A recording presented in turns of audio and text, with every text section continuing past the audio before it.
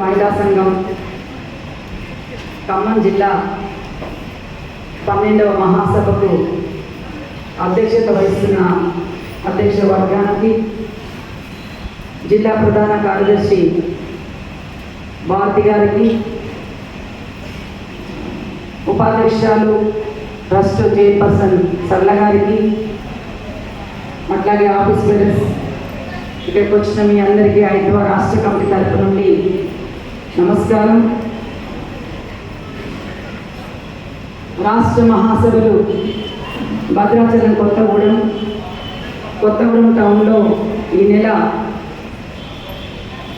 October 21, 22, 23 తేదీల్లో నిర్వహించుకుంటున్నాం. ఈ 3 సంవత్సరాల కాలంలో ఐద్వా చేసిన పోరాటాలు, సాధించిన విజయాలు, భవిష్యత్తులో మహిళలు ఎదుర్కొంటున్న సమస్యలకు సంబంధించి ఒక ప్రణాళికను రూపొందించుకొని కర్తవ్యాలు తీసుకోవడం కోసం మన మహాసభ నిర్వహించుకుంటున్నాం. ఆ మహాసభలకు ఆల్ ఇండియా జనరల్ సెక్రటరీ మరియు రావులే గారు వస్తున్నారు. అధ్యక్షురాలు శ్రీమతి గారు, పుణ్యవతి గారు ఆ సభకు వస్తున్నారు. ఆ బహిరంగ సభ కూడా అందరూ జయప్రదం చేయాల్సినటువంటి ఖమ్మం నాయకులకు, కార్యకర్తలకు ఉందని విజ్ఞప్తి చేస్తున్నారు. రాజకీయాలకు వచ్చినట్లయితే పాలకులు మారుతున్నారు, ప్రభుత్వాలు మారుతున్నారు, కానీ మన పేద మధ్య తరగతి జీవన విధానంలో మాత్రం మార్పులు రావట్లేదు. ఉమ్మడి ఆంధ్రప్రదేశ్గా ఉన్నప్పుడు 1936 సంవత్సరంలోనే దాదాపు 87 సంవత్సరాలు కావచ్చు, నాటి నుండి నేటి వరకు మహిళా హక్కుల కోసం నిర్విరామంగా పనిచేస్తున్న సంఘం దేశవ్యాప్తంగా ఏదైనా ఉంది అంటే అది అఖిల భారత ప్రజాతంత్ర మహిళా సంఘం అని గర్వంగా చెప్పుకోవచ్చు. ఏమి సాధించుకున్నాం మనం? ముందర ఉన్నటువంటి నాయకత్వం మొత్తం ఐద్వా మోడల్స్. పురుషులతో స్త్రీలు హింస ఎదుర్కొంటున్నారు. పురుషులతో పాటు స్త్రీలకు సమాన హక్కులు కావాలి. చిన్నతనంలోనే బాల్య వివాహాలు జరుగుతూ ఉన్నాయి. బాల్య వివాహాల వ్యతిరేక చట్టం కావాలి. పని ప్రదేశాలలో లైంగిక వేధింపులు జరుగుతూ ఉన్నాయి. లైంగిక వేధింపుల చట్టం రావాలి అని 13 సంవత్సరాలు పోరాటం చేస్తే ఆ చట్టం వచ్చింది. 498 చట్టం సాధించుకున్నాం. అట్లాగే ఎన్టీ రామారావు గారు ఉన్నప్పుడు మల్లు స్వరాజ్యం గారు, మోటూరు ఉదయం గారు, స్వరూపరాణి గారు, పుణ్యవతి గారు, సూర్యావతి గారు, అల్లూరి మన్మోహన్ గారు, దుర్గాదేవి గారు లాంటి ఎంతో మంది నాయకులు గ్రామాన తండ్రి ఆస్తిలో ఆడపిల్లకు సమాన హక్కు కావాలి అని 1,00,000 సంతకాలు చేసి అసెంబ్లీ ముందు గన్పార్క్ పక్కన పెద్ద ఎత్తున వేలాది మందితో సభ నిర్వహించారు. ఆ సభలో స్లోగన్స్ ఏంటో తెలుసా మనందరికీ? తండ్రి ఆస్తిలో ఆడపిల్లకు సమాన హక్కు కావాలి, మరుగుదొడ్లు కల్పించాలి, జిల్లాలో నర్సింగ్ శిక్షణా కేంద్రాలను ఏర్పాటు చేయాలి,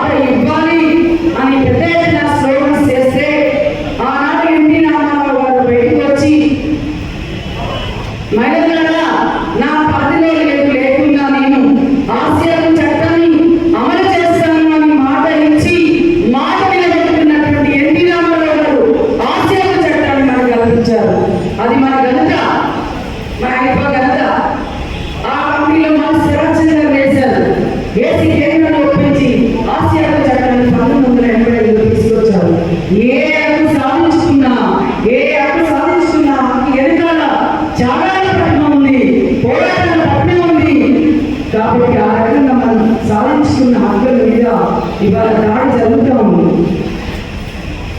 బీజేపీ వచ్చిన తర్వాత ముఖ్యంగా మహిళల పట్ల దాడులు బహుముఖాలుగా జరుగుతూ ఉన్నాయి. ఇలా స్త్రీలు పురుషులతో పాటు విద్యలో, వైద్యంలో, రాజకీయంగా, క్రీడారంగంలో కానీ అనేక రంగాల శాస్త్ర సాంకేతిక రంగాల్లో, సైన్స్ రంగంలో పురుషుల కంటే రీతిగా కడుపు ముందు వేసి పురుషులు చేస్తారు, నీకంటే ఎక్కువ మేము చేయగలము అనే భావనను ప్రపంచం చేసి ముందుకెళ్తున్నటువంటి నేపథ్యంలో, విజయాలు సాధిస్తున్నటువంటి నేపథ్యంలో మహిళల పట్ల వివక్షత కొనసాగుతూ ఉంది, అణచివేత కొనసాగుతూ ఉంది, సామూహిక అత్యాచారాలు జరుగుతూ ఉన్నాయి. బీజేపీ పాలిత రాష్ట్రాల్లో ముఖ్యంగా మహిళలపై దాడులు విపరీతంగా పెరిగిపోతున్నా కానీ బీజేపీ నాయకులు ఎవరు మాట్లాడుతున్నారు, ప్రధానమంత్రి కూడా మాట్లాడుతున్నారు. ఒక అత్యాచారం కావచ్చు, ఉన్నా కావచ్చు, హత్యాఘటన కావచ్చు. ఈ మధ్యకాలంలో మణిపూర్లో ఇద్దరు మహిళల్ని నగ్నంగా ఊరేగిస్తూ అత్యాచారం చేసిన ఘటన కావచ్చు. మోడీ ఏం మాట్లాడలేదు, అసలు పార్లమెంట్ మాట్లాడలేదు.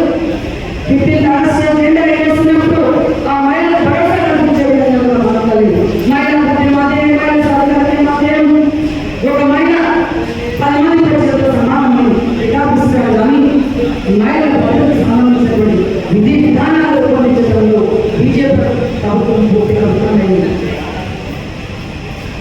మహిళల రిజర్వులు వాళ్ళ బ్రహ్మశ్రీ చరణ్ సింగ్ మమ్మల్ని లైంగికంగా వేధిస్తున్నాడు అని పోలీస్ స్టేషన్లో కేసు నమోదు చేసిన కానీ అతని మీద కేసు నమోదు చేయలేదు. ఎవరైనా ఎంపీ బ్రహ్మశ్రీ చరణ్ సింగ్ అనే అతను బీజేపీ ఎంపీ కాబట్టి అతని మీద కేసు నమోదు చేయలేదు.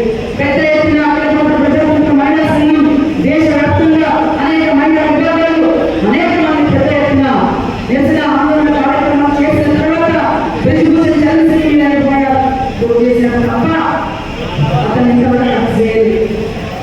ఎంత అన్యాయం! బెల్కిస్తాన్ కుటుంబ సభ్యులందరినీ 2002 గుజరాత్లో ఆందోళన జరిగినప్పుడు ఆ కుటుంబం మొత్తం దగ్గరికి వెళ్దాం అని వాళ్ళు ప్రకటిస్తున్న వెళ్తుంటే వాళ్ళ కుటుంబ సభ్యులందరినీ చాలా మంది అత్యాచారం చేశారు. బెల్కిస్తాన్ బిడ్డలు అత్యాచారం చేసి చంపేశారు. బెల్కిస్తాన్ అత్యాచారం చేశారు. బెల్కిస్తాన్ బతికి కేసు పెట్టి ఆ వ్యక్తి 11 మంది మీద కేసు నమోదు వెళ్ళిపోతే సత్ప్రవర్తనని పేరుతో ఆ 11 మందిని వేదన చేసి సన్మానించారు. ఎంత అన్యాయం, ఎంతో దుర్మార్గం!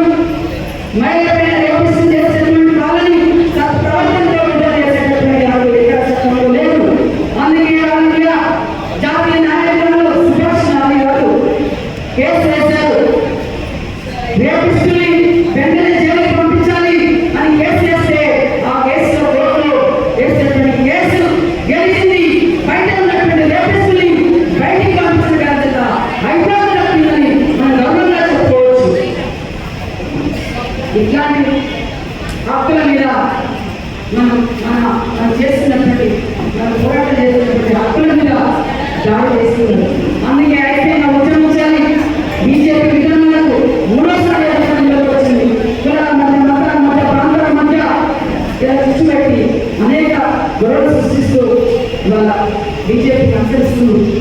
దాని వ్యతిరేకంగా మహిళలు ఉద్యమించాలి. మహిళల చైతన్యం కాకుండా గొప్పలు, గోపురాలు, నవాల సమాచారాన్ని ముందుకు తీసుకొస్తా ఉంది. మహిళల చైతన్యం అయితే ప్రశ్నిస్తారు, పోరాటాలు చేస్తారు. అందుకే స్త్రీ యొక్క బాధ్యత ఏంటిది, ప్రాథమిక బాధ్యత ఏంటిది అని పాఠశాలను చూస్తున్నారు. కుటుంబమే వాళ్ళ ప్రాథమిక బాధ్యత. బట్టలు పెట్టాలి, వాళ్ళ భర్త చెప్పేది వినాలి, భర్త కన్సర్న్లోనే ఉండాలి అని విధానాలు తీసుకొస్తా ఉన్నారు. పాఠ్యాంశాల్లో అనేక చరిత్ర వాళ్ళందరి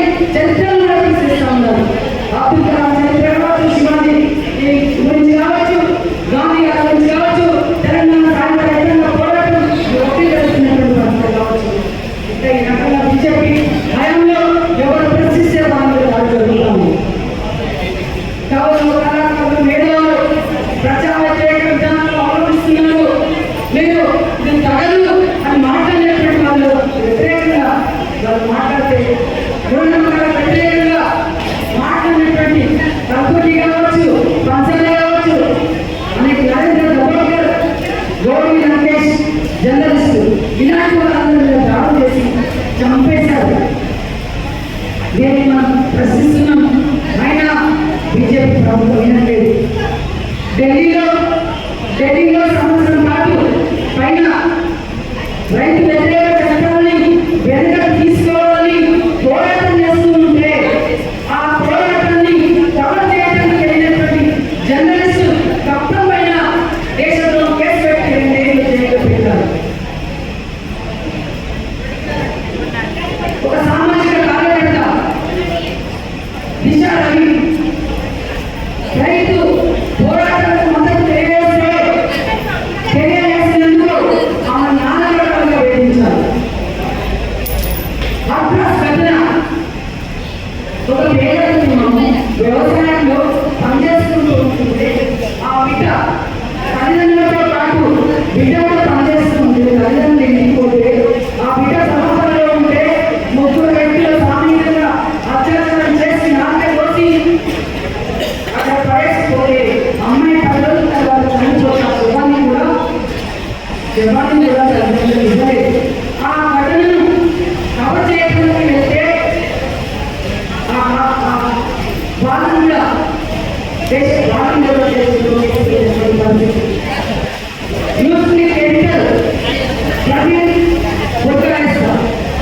రైతు సంబంధించినటువంటి ఉద్యమాలు పోరాటాల గురించి కేంద్రంలో రాస్తే వాళ్ళ మీద కేసు పెట్టారు. అతని మీద కేసు పెట్టి జైలు పంపించారు. ఇంకా ఎవరు ప్రశ్నించినా వాళ్ళ మీద బీజేపీ ప్రభుత్వం దాడి చేస్తూ ఉంది. మధ్యప్రదేశ్ కానీ అనేక బీజేపీ పాలిత రాష్ట్రాల్లో ముస్లిం మహిళలకు వాళ్ళకు సంక్షేమ పథకాల్లో ఇల్లు వస్తే ముస్లిం ఇవ్వద్దు అని వాళ్ళని అర్థం చేయవలసిన పరిస్థితి. ఆవులు తీసుకోబోతున్నారని ఈ మధ్య కాలంలోనే దళితుల మీద దాడి చేసి చంపేశారు.